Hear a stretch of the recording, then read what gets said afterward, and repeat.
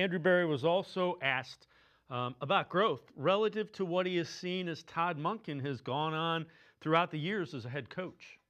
I'll be honest, I actually think the most impressive part of, and maybe it's a little bit unfair to say growth, but he was one of the early air raid coordinators in college, right? Shotgun, one back, spread it out, up tempo. He goes to Tampa Bay.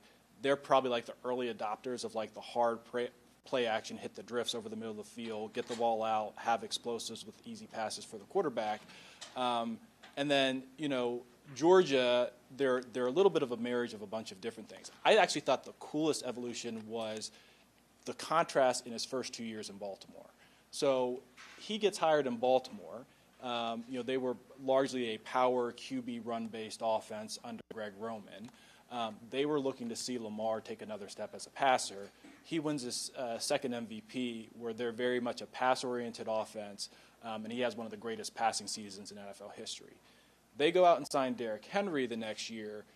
I shouldn't say they completely changed their approach, but philosophically they were much different. They were power run, downhill, and they have another phenomenal offensive season. And to see that level of change just in a single year, adapting to the strengths of the personnel, it's very impressive. Pete, isn't that the definition of a really good coach? He adapts to the strength of his person. If you were going to ask me what makes a good coach, that would be it. He takes his personnel and knows what their strengths are and plays to them. Take it a step further. It would have been, no one would have blamed them if they just ran it back and did the same thing 2 years in a row, because it really worked. It worked at a high level, and they basically said, no, we can do better than this. What's the next step that this offense can take? That's better than sort of just adapting to your talent, which is certainly important, but being forward-thinking enough to be able to be introspective enough to say, how do we make it even better?